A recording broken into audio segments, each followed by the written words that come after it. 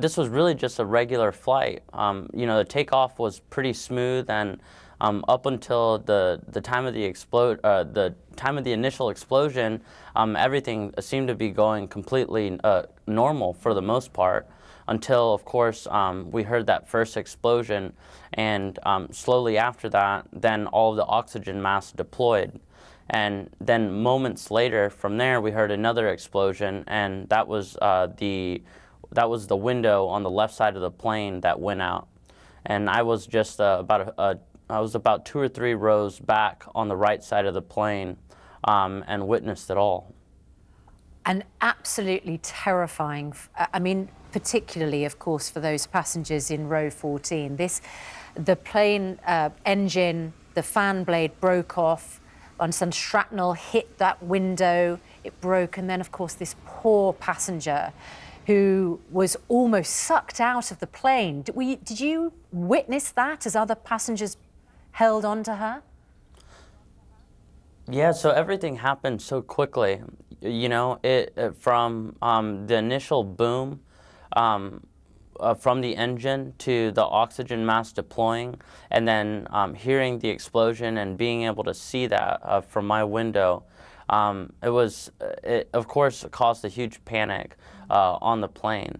But as I was frantically reaching for my laptop to try to buy Wi-Fi access, I see passengers and the flight attendant rush over to that row 14 to hold on to the woman who was then fatally injured, to making sure that she doesn't fly out of the plane. What were you hearing from this woman who has been hailed a hero, Captain Tammy Jo Schultz, former Navy pilot, who is in charge of the plane, and all the oxygen masks are down, you have this window broken, and you thought this could end catastrophically for everybody. I just feel like it's a true blessing to be alive. And, as I've taken just, moments and time to really kind of reflect on everything that's happened, I cannot help but be so grateful for that entire Southwest crew.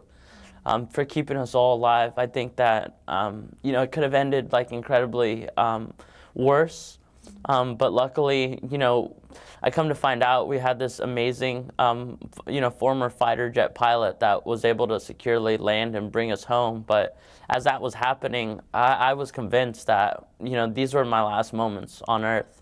So they're your last moments on Earth, Marty, and lots of people will be saying, why on earth were you live streaming it? Why didn't you try and contact some family if you could? Because if you had Wi-Fi, you maybe could have made a phone call. It's from our perspective, the fact we've been able to share it with you is miraculous, really. I had no idea if I had 3 minutes, if I had 5 minutes, if I had 10 minutes. And I immediately thought, how can I reach my family and loved ones at scale?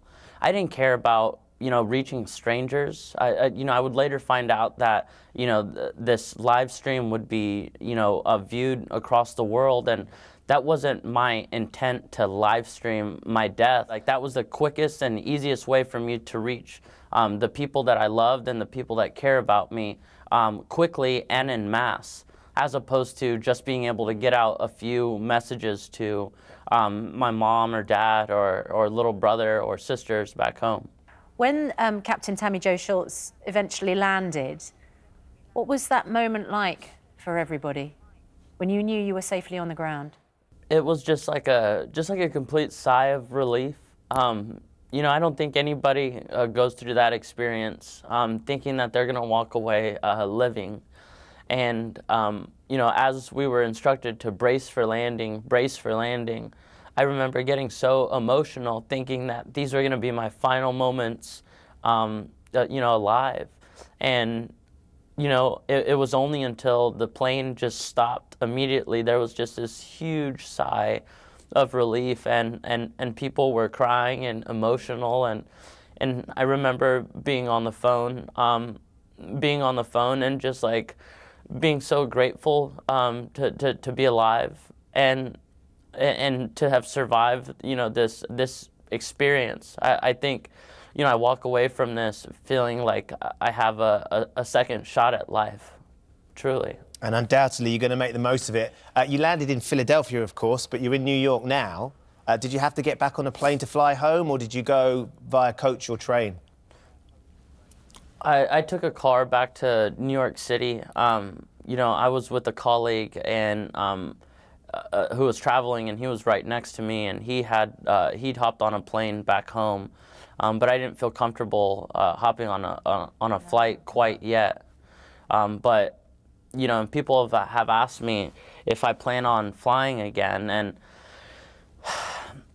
it'll be a little bit nerve-wracking, you know, but I'm not going to let it change the way I do things.